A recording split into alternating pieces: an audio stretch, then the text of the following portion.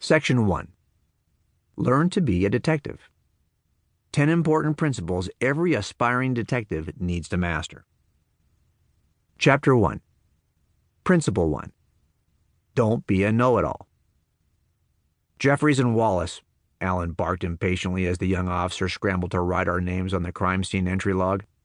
Alan lifted the yellow tape and passed beneath it, crouching painfully from the stress he had to place on his bad knee. "I'm getting too old for this," he said as he unbuttoned the coat of his suit. "The middle of the night gets later every time they call us out." This was my first homicide scene, and I didn't want to make a fool of myself. I had been working robberies for many years, but I had never been involved in a suspicious death investigation before. I was worried that my movements in the crime scene might contaminate it in some way. I took small, measured steps and followed Detective Alan Jeffries around like a puppy. Alan had been working in this detail for over 15 years. He was only a few years short of retirement. He was knowledgeable, opinionated, confident, and grumpy. I liked him a lot. We stood there for a moment and looked at the victim's body. She was lying partially naked on her bed, strangled. There was no sign of a struggle and no sign of forced entry into her condominium.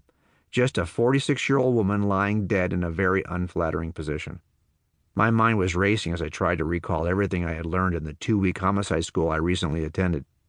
I knew there were important pieces of evidence that needed to be preserved and collected. My mind struggled to assess the quantity of data that presented itself at the scene. What was the relationship between the evidence and the killer? Could the scene be reconstructed to reveal his or her identity? "Hey, wake up!" Alan's tone shattered my thoughts.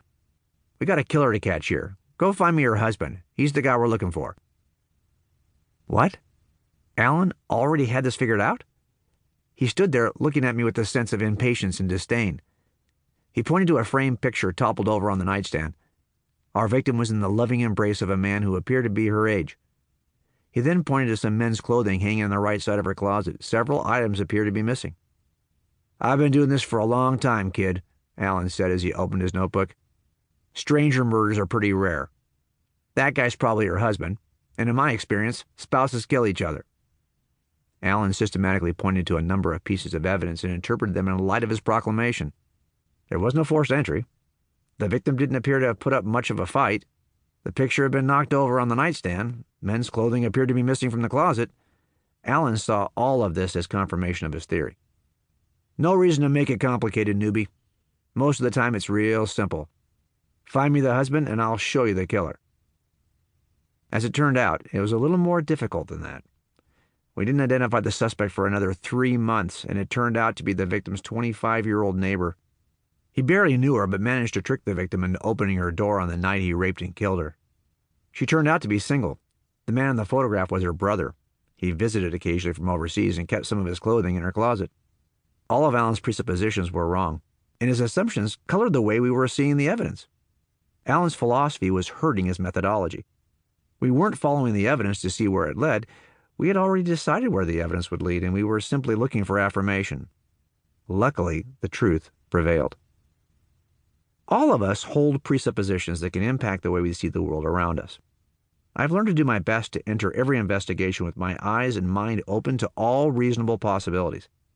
I try not to bite on any particular philosophy or theory until one emerges as the most rational, given the evidence. I've learned this the hard way. I've made more than my share of mistakes. There's one thing I know for sure, having worked both fresh and cold homicides. You simply cannot enter into an investigation with a philosophy that dictates the outcome. Objectivity is paramount. This is the first principle of detective work that each of us must learn. It sounds simple, but our presuppositions are sometimes hidden in a way that makes them hard to uncover and recognize. Spiritual presuppositions. When I was an atheist, I held many presuppositions that tainted the way I investigated the claims of Christianity.